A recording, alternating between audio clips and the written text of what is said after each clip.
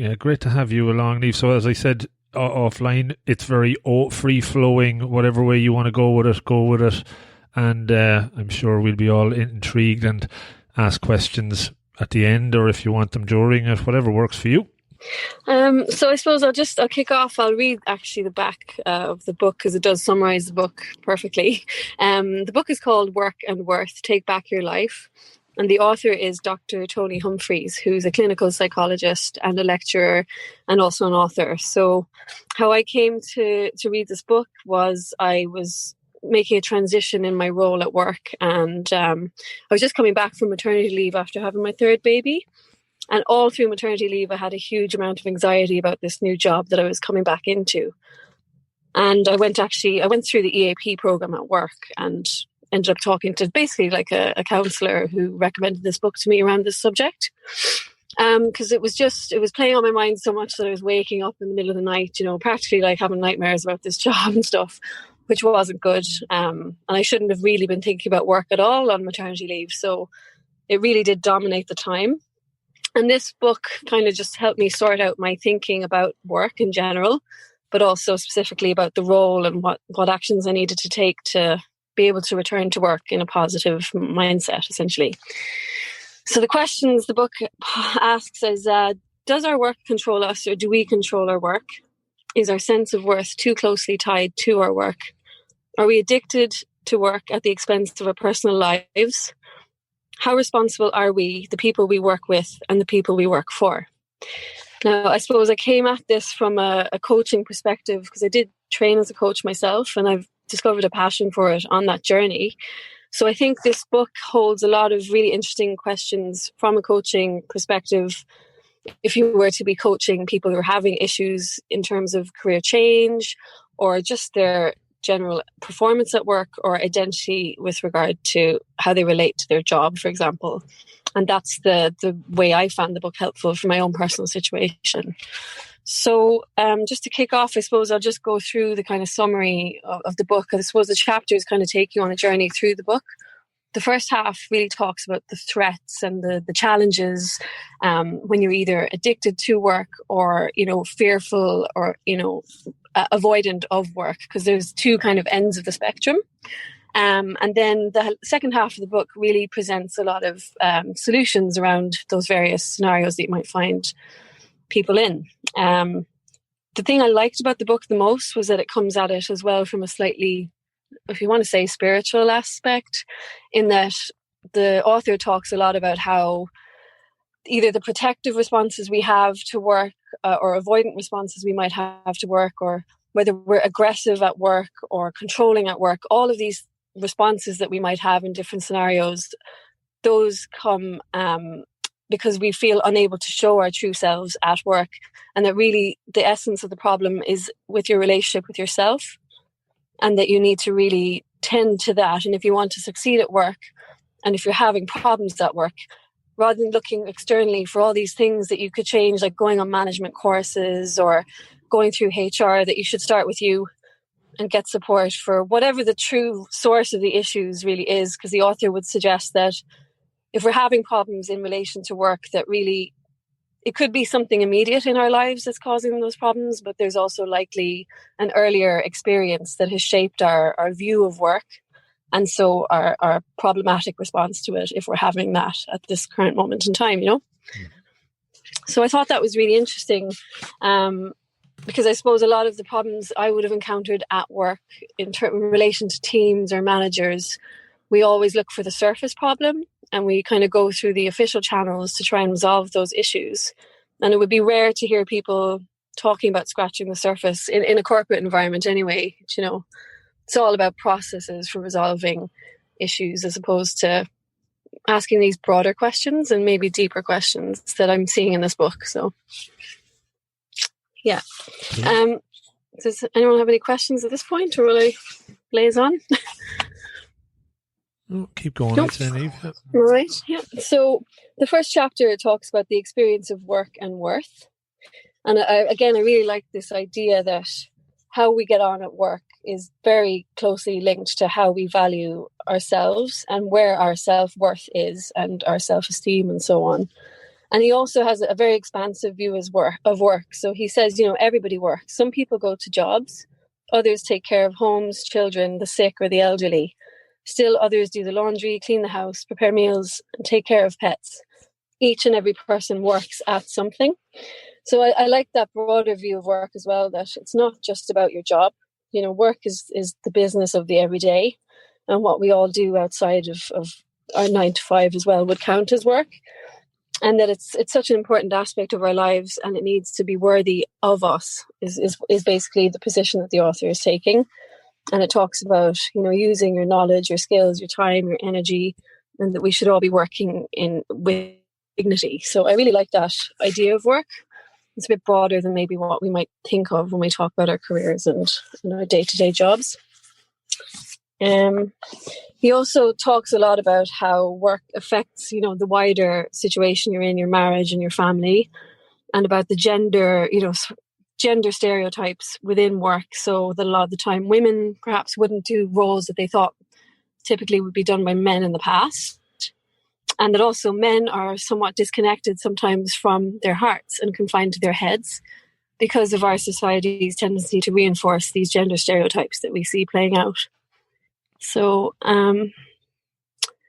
it also talks as well about the organization's need to be aware of workers and how their attitudes to work develop. And it puts a lot of emphasis on the organization's responsibility to their workers.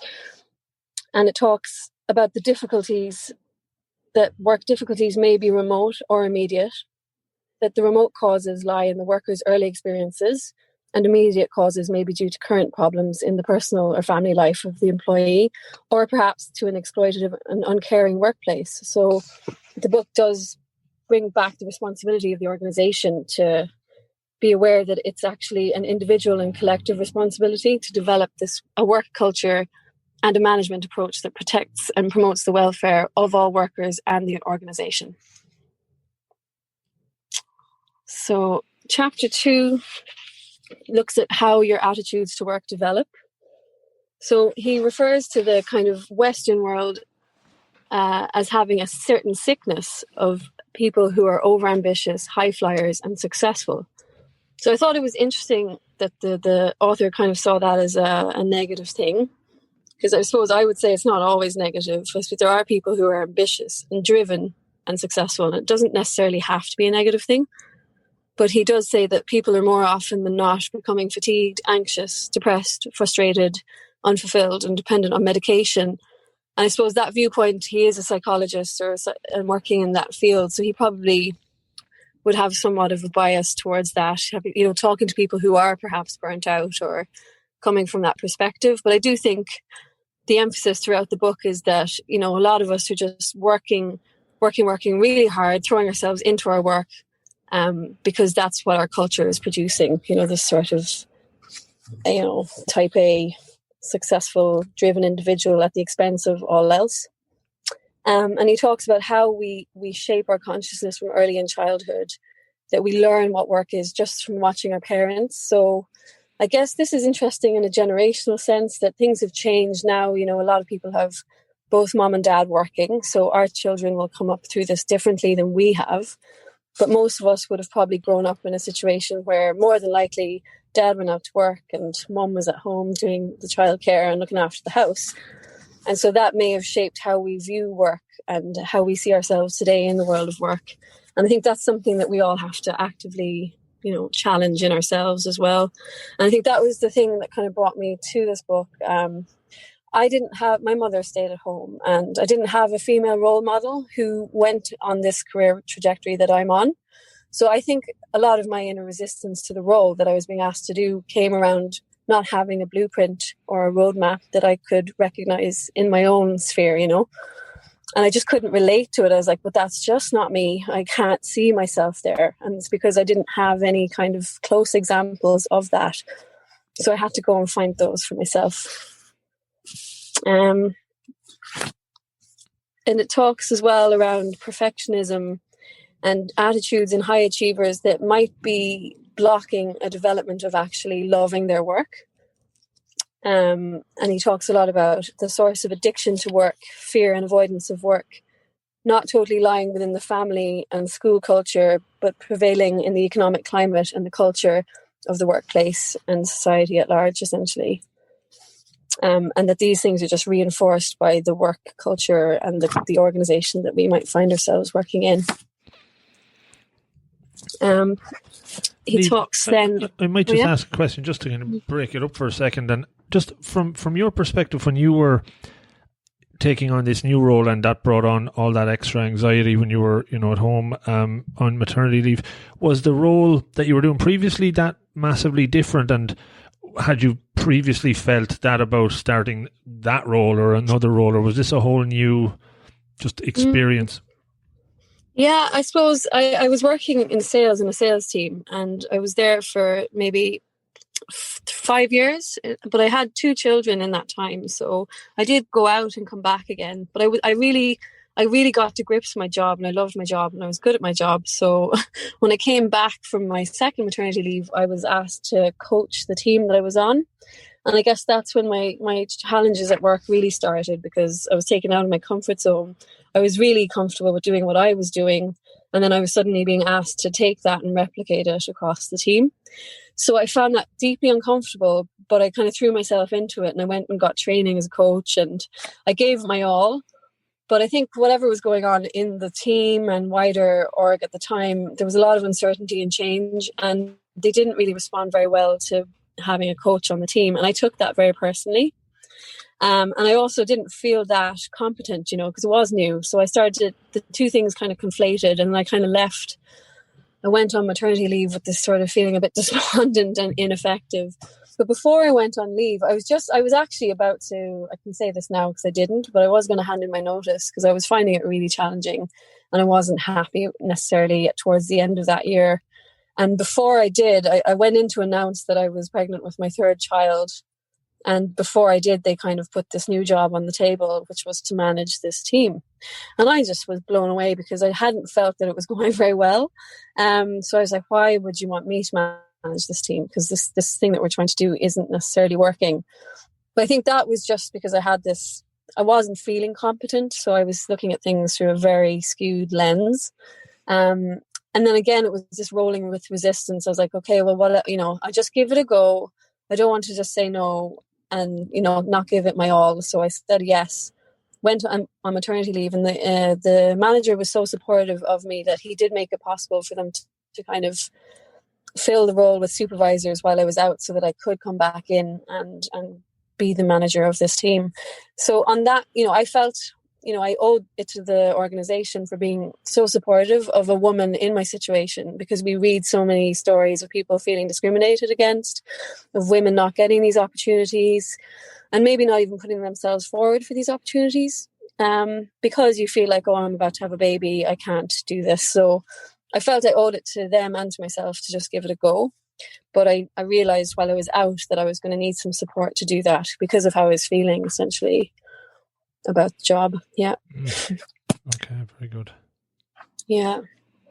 Does that answer your question? Yeah. No, totally. Yeah. Just good to know the kind of the circumstances, I suppose, before, and how different they were, and what brought that up in you. And yeah.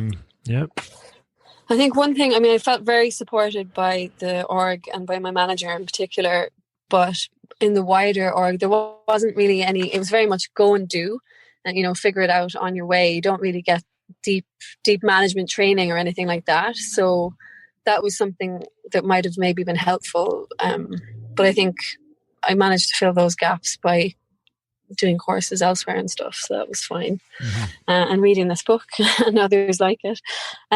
So it goes on in the next chapters to talk about, when work determines worth. And I think this was what really set kind of a switch went on, or a light bulb went on when I read these chapters, because I understood then that actually the problems that I was creating in my head about this job were, they were in my head, first of all, and it was because I was linking my job and my performance in my role with my self-worth and conflating the two things, when really they are two separate things. And that's what the author is really trying to drill home in this book. So if you have clients who are coming in and they're burnt out and they're depressed and they feel like failures, or they're ineffective, or what they're trying to do isn't working, you can be almost sure that it's because they are over-identified with their job, and they believe that their role has become somehow an extension of them, and they're taking it all a bit too personally. So I thought that was a really useful concept for me to start to unravel that and step back and realize that I don't need to take these things quite as seriously as I was, and I don't need to build everything up in my head. I just need to go into work, do my job for the day, come home, park it, and get on with my life outside of work. And I hadn't been able to do that for about a year, I would say. Mm-hmm. But what I think is interesting about this book is that it really looks at the source of these problems, like why a person would be working too hard or become work addicted, or on the other side of that spectrum, be work avoidant and not want to work at all. And he really does bring it back down to your earlier life and the kind of modeling that you saw in your family and what the messages society were giving you were. He also talks about how work addiction and, addiction to work is very intertwined with self-worth, and that any conflict at work or any challenge at work can pose a serious threat to your health, your emotional and physical well-being. And these things often manifest physically as, heart disease in men and chronic fatigue like ME in women. And that's really common. So it's interesting that, it says the implication inherent in work addiction is that without my work, I am valueless and worthless. And I think it's something we all have to be mindful of in the COVID era, if you like, because more and more the lines between work and home are blurred. And there is a danger that, if you're working from home all the time and that kind of boundary becomes more and more blurred, that the two become one, and it becomes very hard to separate and to see yourself as having value and worth outside of your job, if it starts to creep out and take control of other aspects of your life. And I suppose in the current climate, it's harder to have boundaries around that. Mm-hmm. So he goes on to give indicators of work addiction. So there's a full list of things here. Can't say no to demands, works between 60 to 80 hours a week, rarely takes a holiday, has difficulty in delegating, takes work home, works weekends, is preoccupied with job matters. Your job dominates your conversations. He misses meals due to job commitments, ends holidays or breaks off holiday due to demands, and it goes on and on. It just gives us, examples of what that might look like, and also the effects of it: physical effects, mental effects, emotional effects. So I suppose this book would be a great guide for a coach who is working with executive clients or career coaching and wants to maybe build out a framework for recognizing these sort of things in a client. It's a really useful kind of summary of the things to look for, red flags. Mm-hmm. So I thought that was quite helpful. He says probably the saddest aspect of work addiction is the absence of deep and loving relationships. Work addiction is an emotional and social desert that can subconsciously strike at the very heart of those being addicted.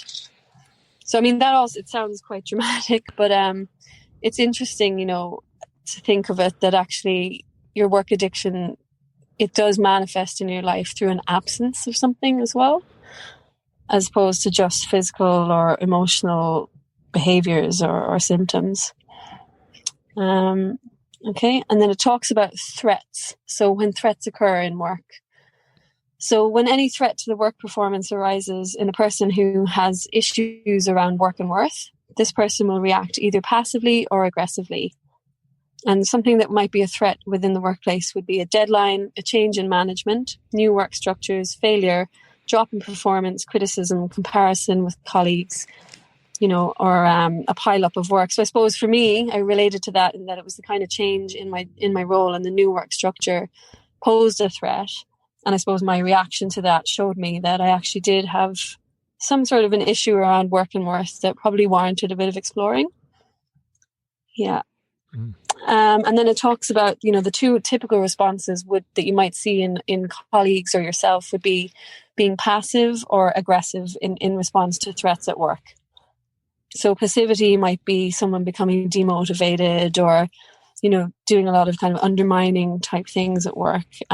Whereas aggression would be if your colleague or yourself becomes more complaining, outwardly hostile, maybe just rolling your eyes, being sarcastic at work, being outwardly aggressive, essentially.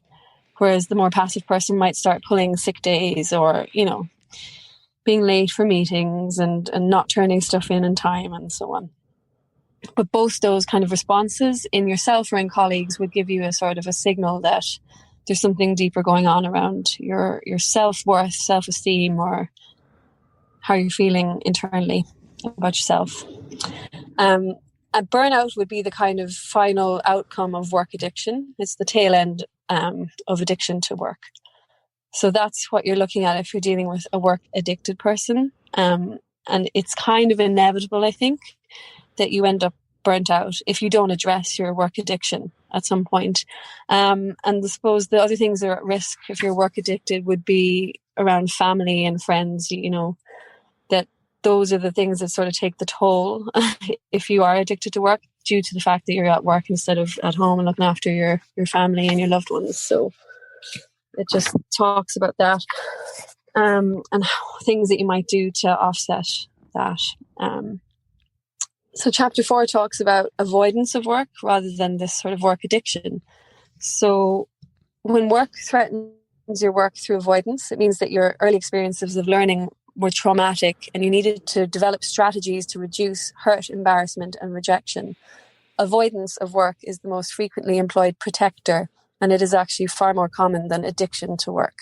So I thought that was interesting because I didn't relate directly to that, but on the team over the year, we did have challenges as a group. And I suppose I did see the two responses and different characters coming through.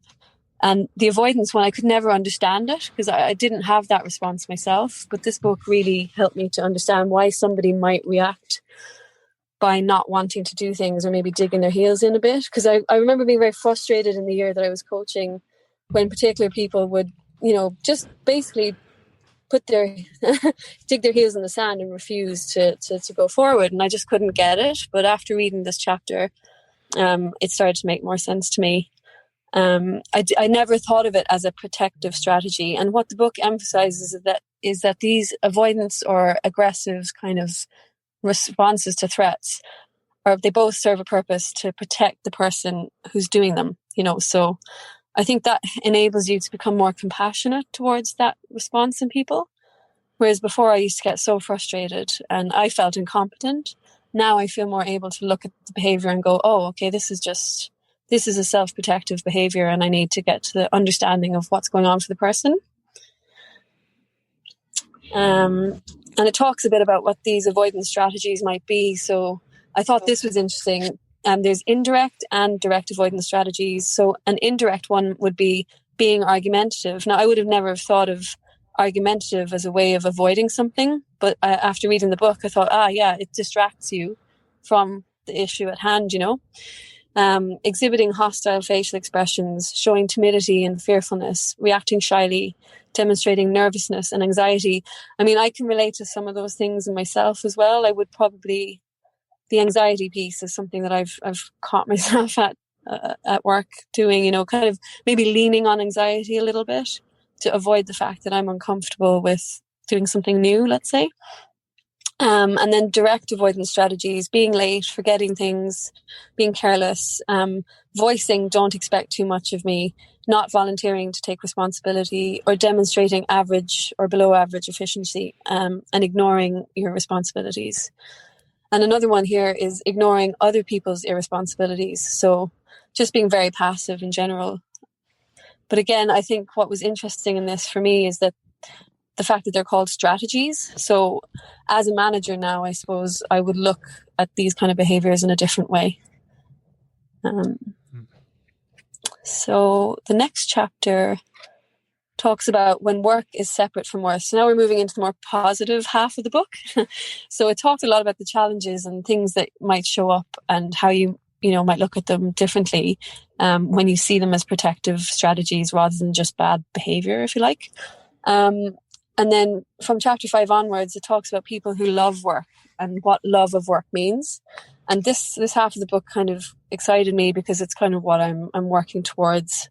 I want to go into work feeling a love of my job because we only have one life on this, and you want to spend the majority of your time doing something that you do love. And I realized I didn't want to leave my organization. I didn't want to leave my job because I have great colleagues and I do love my job, but I did want to feel competent and able to do my job. So I suppose developing a love of work is the way to get there. And it says that only where there's an absence of fear can a love of work be present. And I like that, absence of fear. So to love your work, you must deal with the fear, basically. And I thought that was a good pointer for how to go forward. Fear entangles worth and work, and the more intense the fear, the greater the enmeshment. Fear will be absent if in an individual's earlier experiences, learning and work were rarely confused with worth as a person. And I suppose that struck home with me because a lot of my fear around career and work probably did come from whatever was going on when I was a child. And I suppose my dad would have been the breadwinner and gone out to work. My mum was at home, and, I won't go into the personal story, but certainly I felt a lot of pressure, academic pressure in particular, and I didn't really live up to the expectations that my family put on me in my 20s. And I think I carried that around with me then. So when I finally did find a career that I was starting to excel in, let's say, it didn't fit, it didn't feel right to me because of those, old fears that I was carrying along with me. So I think the book is absolutely right that you need to deal with those fears and drop them. Because I saw, this fear isn't serving me. And again, a lot of it was something I was building up in my own mind. So it goes on to say about indicators of love of work. So I suppose if you're working with clients who are coming for help, these are the kind of things you might want to set as goals. And for myself, these are things that I want to feel when I go into work every day. Is ambitious, is eager to learn, seeks new challenges, has high concentration, shows initiative, is highly responsible, is fair and honest, shows low absenteeism, is respectful, communicates clearly and directly. So I think this is a really good roadmap to me for how I might want to show up in work, Is intolerant of injustice, is assertive about rights of self and others, has an enriching personal and interpersonal life apart from work, is conscious of employers' needs, and is efficient and effective. So it says here, you may think that the employee who exhibits these characteristics is God's gift to an employer. That is not always the case, as an employer who is insecure and is protectively manipulative, controlling, aggressive, unfair, or exploitative would be highly threatened by such a mature worker. So I thought that was interesting, the idea that actually, even if you are this person, maybe your organization or your employer, if your employer isn't secure, might feel threatened by that and actually work against you to, sap your energy and take those traits and turn them against you.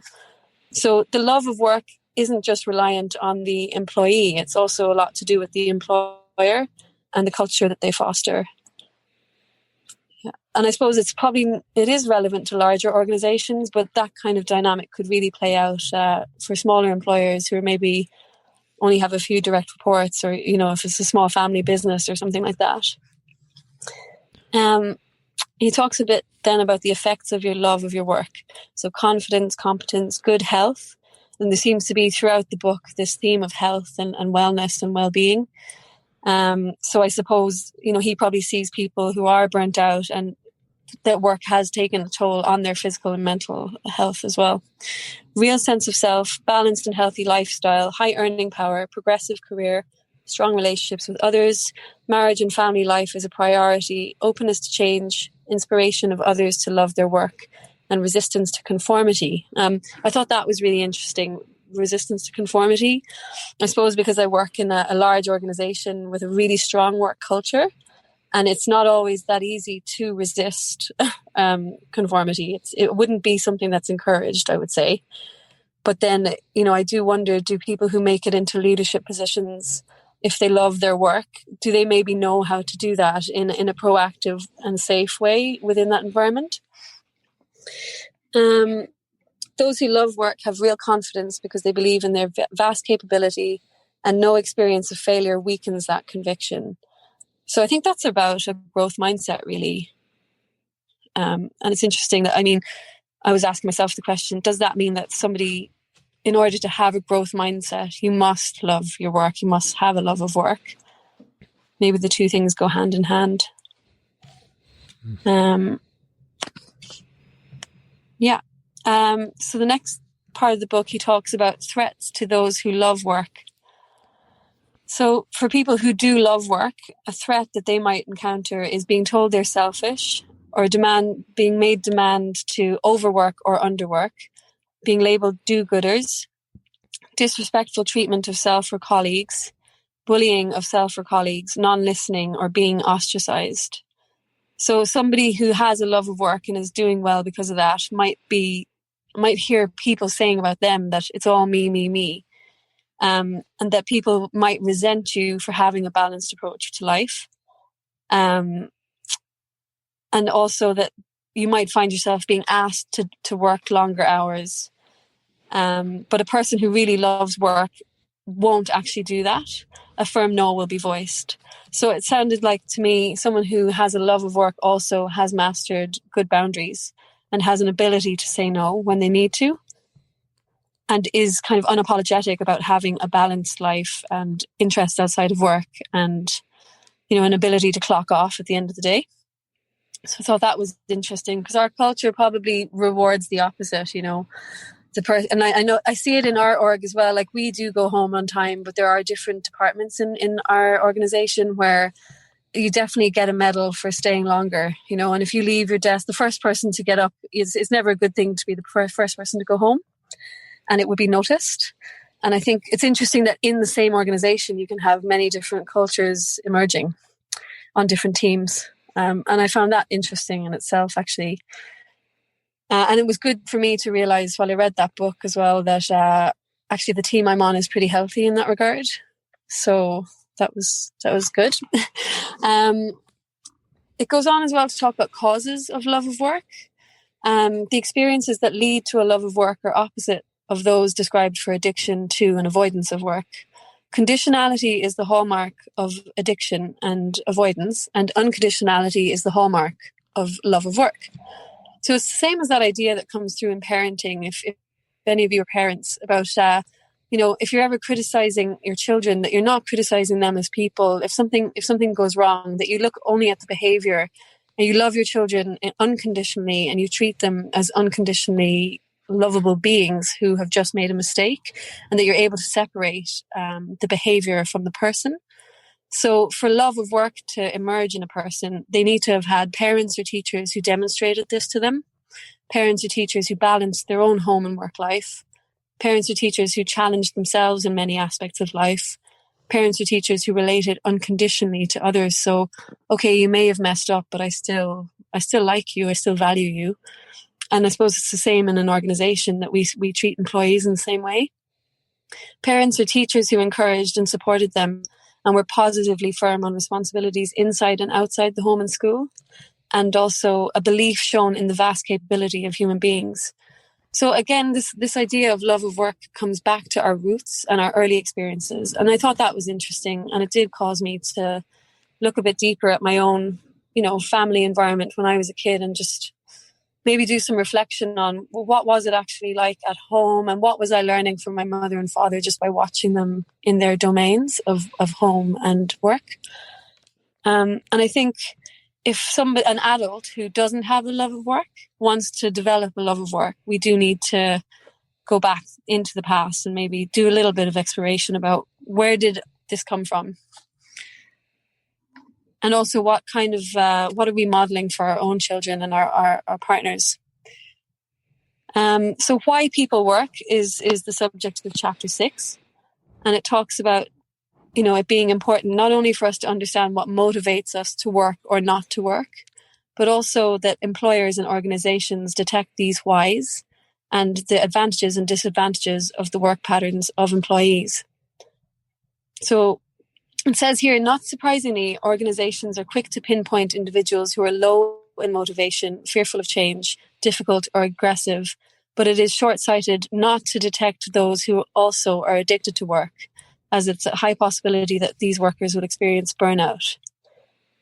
And it also probably doesn't easily identify people who do love their work. You know, the reasons for working are unique to each person. So I think it's interesting for ourselves to ask, if you identify your why, then it's a lot more likely that you're going to move towards work that is connected to that why, and that it's your values that are driving your reason to go to work every day, as opposed to a feeling of a necessity.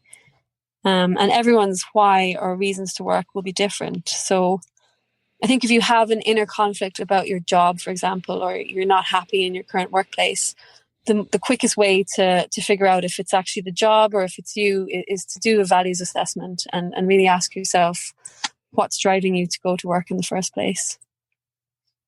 It talks a lot as well about belonging. So the belonging motivation to work, and that it's often a product of either not feeling included in your family of origin or to be not feeling like you're a member of a symbiotic family. So if you're dealing with a client or even in yourself, if you go to work to belong, then you can pretty much guess that maybe you need to look at your family of origin and why, question, did you feel that you didn't belong in your family, or did you feel displaced at home? And that may be the area that you need to work on if that's the case.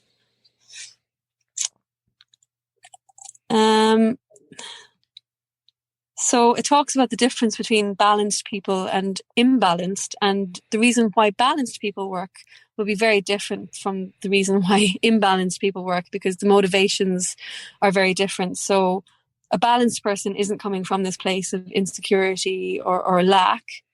They toil for a reason, other than the reasons the addicted or threatened by work person does. And the difference is in the way that those who are balanced approach their work. Work relationships themselves and the environment are treated with awe and respect, but rarely does work take precedence over self or others. And I think that's really important. So again, it's not about the culture you're going into, it's how you're treating yourself and others within that space. I suppose it's just a question for us all to ask ourselves as well, like, are we taking a balanced approach to work? And why do we work every day? Is it to be financially secure, to be free, to be challenged? Because according to the author, only about 5 to 10% of people have experienced a very mature and balanced upbringing themselves. And so it's true that maybe about 5 to 10% of people are probably balanced at work. And I mean, that's a stark statistic, really. And the 10% comes through in the book again later. He says that only 10% of people who retire do so with a view to continuing to do something that they love in their retirement years. And it says that 10%, the rest of the 90% of people probably go into retirement feeling quite lost and directionless. So it's important that we address these issues before we get to that phase of life. Because I suppose the rest of us here want to retire knowing that we still have a huge adventure ahead of us, not going out of the workplace and feeling totally lost. He says if any of these issues in the book are sort of, striking a chord with you, that the best way to tackle them is to get support.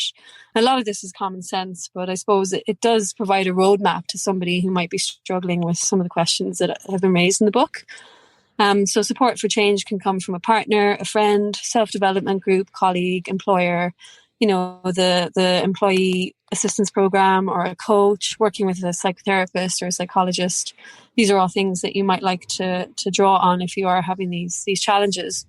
And I suppose myself, I mean, I don't want to go into the too nitty gritty, but I did get this book given to me by a clinical psychologist who knows the author personally. And I could have spent, weeks going through different sessions with him, but actually this book, I think I read it in about 3 hours, and it gave me the answers that I needed quite quickly. So it saved me a lot of time dredging through thought processes over, 6 to 8 sessions. He talks about finding balance and giving work its proper place. So, a typical balanced work week would look like a maximum of 8 hours working day, weekends free, adequate breaks, time with your partner, time with your children, time with yourself, time for exercise, a minimum 40 minutes per day. contact with friends and family, social outings, healthy diet. And I suppose at this point, most of us on the call are going, haha, nice, yeah, right. Like, how do you do all of that? But the point of the book is that actually these are the exact things you need to be doing to be balanced and successful and have a love of work. So I suppose that would be the roadmap. That would be where I'm focusing my energy now, is how do I create these kind of weeks in my diary that I am switching off at the end of the working day. I do keep my weekends free, and that I'm unapologetic about it as well, you know, and that you schedule that time for yourself as well as the kids and time with your partner and so on. And we hear it all the time. I'm sure we see it online all the time. But I think it's really down to us as individuals to just prioritize those things. And I suppose it's not it sounds obvious when you say it out loud, but if you actually look at yourself and look at your diary, I think most of us, I could guess that most of us will find that we don't do that. So if you don't do that, I hope the takeaway from this call will be to go and revisit your weekly schedule to try and reflect that balanced lifestyle. It talks a bit about worker cultures, you know, where the work culture comes from. And then it gives sort of the last chapter is around management and how to be a good manager, which this was probably the most relevant chapter for me personally, because that's where I'm at the moment. But it talks first about managing yourself. How do I regard myself? How would I describe myself? Do I feel threatened by work? Do I attempt to prove myself through work? Would I describe myself as passive, aggressive, assertive? So it really was, that chapter was a roadmap to, if you are a manager, you know, getting yourself with your 2 feet on the ground and coming at it from a position of self-worth as opposed to feeling defined by your role or addicted to work or avoidant of work. And it talks a bit about managing staff morale, managing yourself within the organization's constraints, and also principles of transformational management. And a lot of this chapter was really about respect for self and others, which I thought was really important, because I think in the environment that we're in at the moment, a lot of it is about KPIs and metrics and the number. And I've noticed that anytime we get too focused on that in the organization, teams start to crumble. So it's really pointed me in the right direction where I need to go with my own team. And luckily we're a small team, so it's quite easy for me to do this. And it's really just about spending time with people, connecting with people on a daily basis, and giving them the space to make their own decisions and trying to empower them to take ownership of their work instead of micromanaging. And, you know, just gives a few pointers about how to deal with conflict and, you know, how to not be an overpowering manager, and how, you know, what will happen if you're a passive manager, for example. I think that's the space that I'd be at risk of going into, is maybe being a bit fearful of tackling issues. So just sort of taking a step back and being too passive. And really it is about striking the balance and being in the middle ground between assertive and allowing, let's say. So the final chapter talks about how to prevent the enmeshment of work and worth. So it just says that you need to focus on restoring the eagerness to learn. So I thought that was interesting, that learning is sort of seen as the pivotal thing here.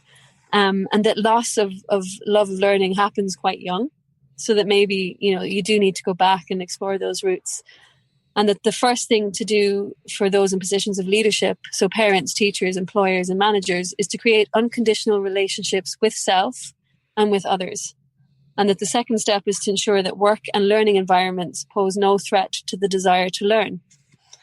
I work in the education space, so we work in education. So I was really happy that learning was the root of all things in this book. And it was just about fostering an environment that, first of all, that people respect themselves and love themselves and others, and that they then have a primary focus on developing a love of learning and creating an environment where everyone wants to learn. And then if you have those two things in place, the rest will follow. And that's sort of it. And I'm at the end of the book now, so I'll stop talking. Yeah. Great job, Niamh. Yeah, you've fairly gone through that. I, as always, take oodles of notes and scribbles and lots of things. connect very nicely there. So no, that was cool. If I was to ask you one question on what tool or approach do you use that you find most effective, either from the book or from your coaching stuff that you've done, that helps you kind of keep the balance that you're working towards now? Is there any one thing that you kind of use as a go-to?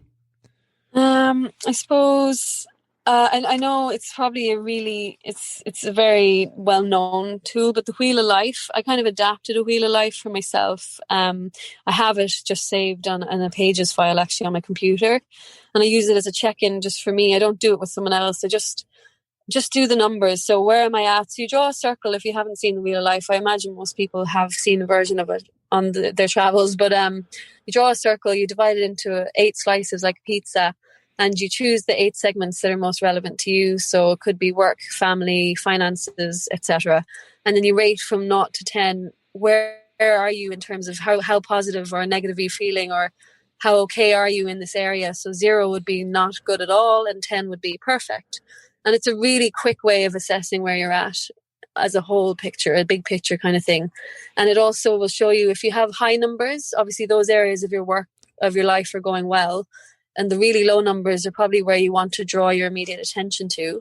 But, the high numbers also tell you why are those things going so well, and can you bring any of that, whatever's working there, into the areas that need attention. So that would probably be my go-to for a quick kind of assessment of where I'm at. Yeah. And then the other thing is there's a lot of free tools online about strengths and values assessment tools. I like to check in with them every now and again just to, make sure that I am in alignment with what matters to me. Mm-hmm. What about you, Rob? Have you got something that you like to go to? My whiteboard over there at the moment, but I used the 9-box grid that I think I got it out. One of the first self-help books I ever read was Susan Jeffers, the Feel the Fear and Do It Anyway one. And there was a 9-box grid in that, similar to the Wheel of Life, where you have 9 boxes, and basically you do an exercise of where your life is at now. Can you fill out those 9 boxes in equal quantities in all the things that are important to you? And typically when I use it in coaching and stuff, people get to about 4 or 5 and then just run out of things to put in the boxes, and they're totally out of whack and out of balance. And then use that like you, maybe just once a week, or have it on the whiteboard and just look at it to see if I'm ticking all those boxes over the course of a week. Have I spent a bit of time in each one of them to keep a nice balance? And it's so simple but very powerful. Yeah, that's great. I suppose I'm curious as well. Like, this book has really helped me, but I'm just wondering if there's anyone on the call who could relate to any of the stuff that has been brought up in the book.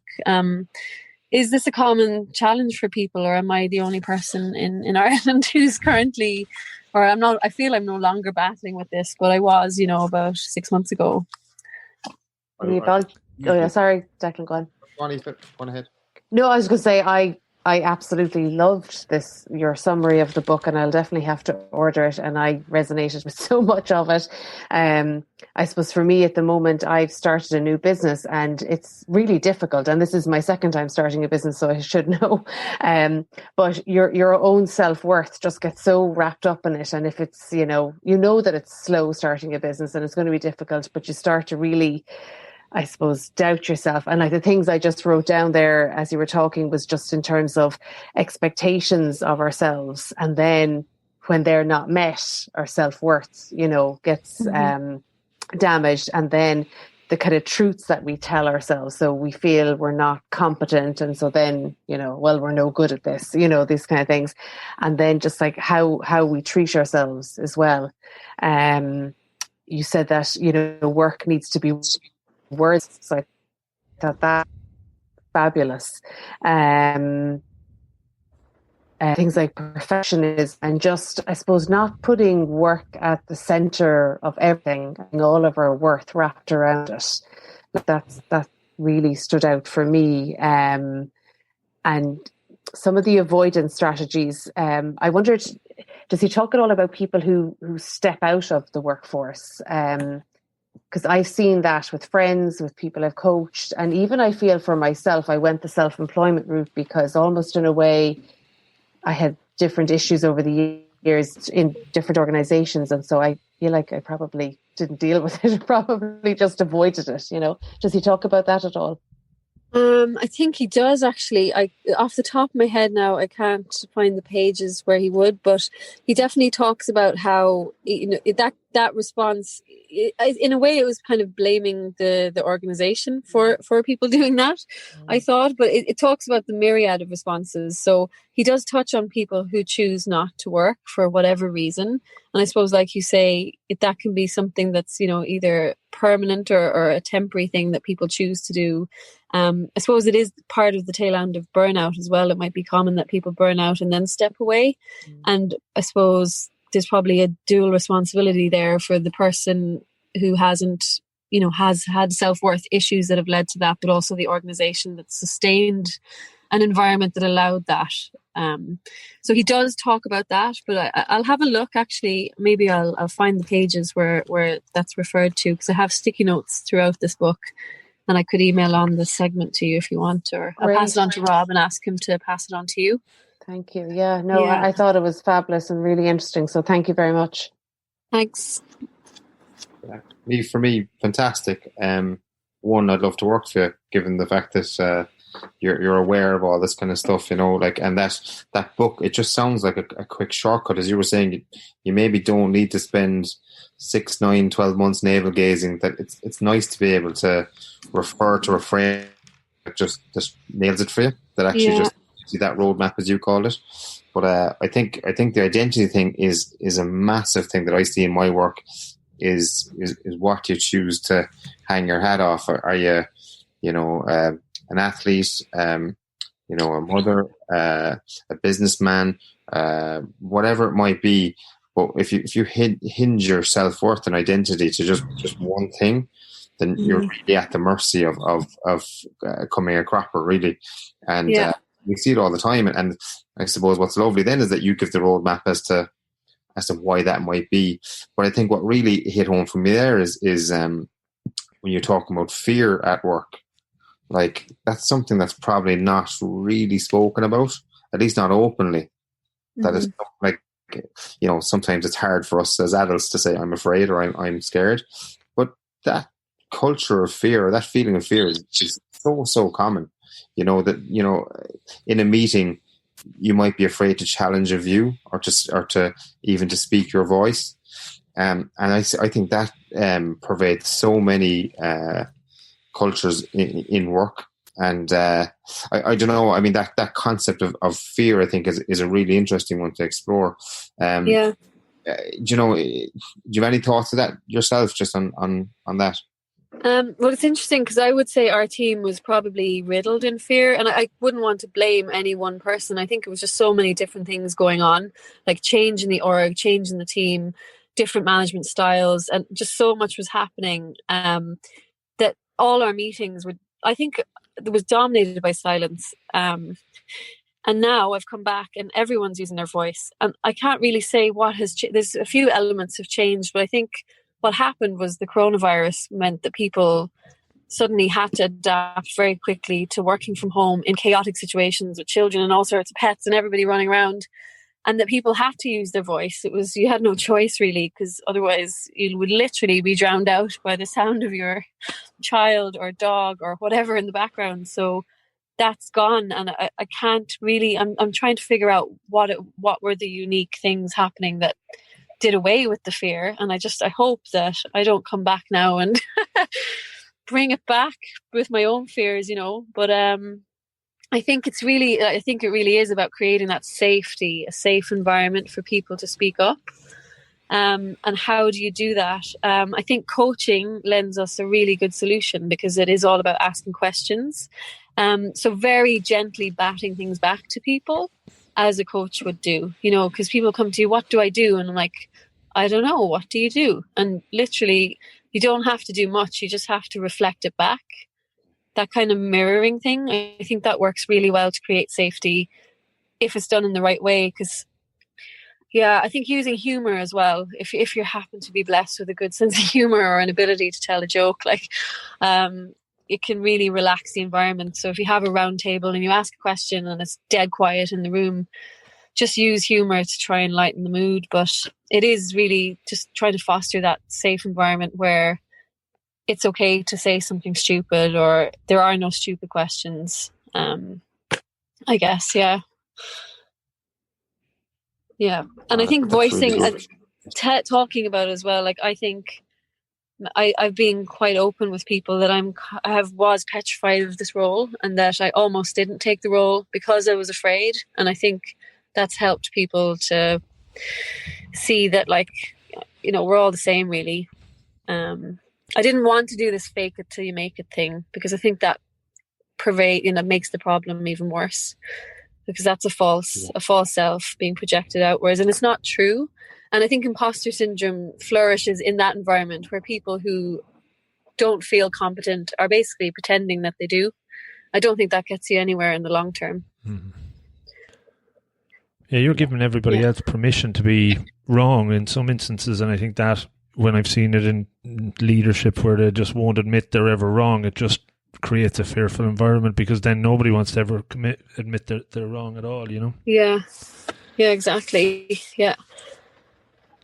And actually, Aoife, there was one thing in the book. It does say that entrepreneurs and self-employed people tend to be more balanced, healthier, and live longer.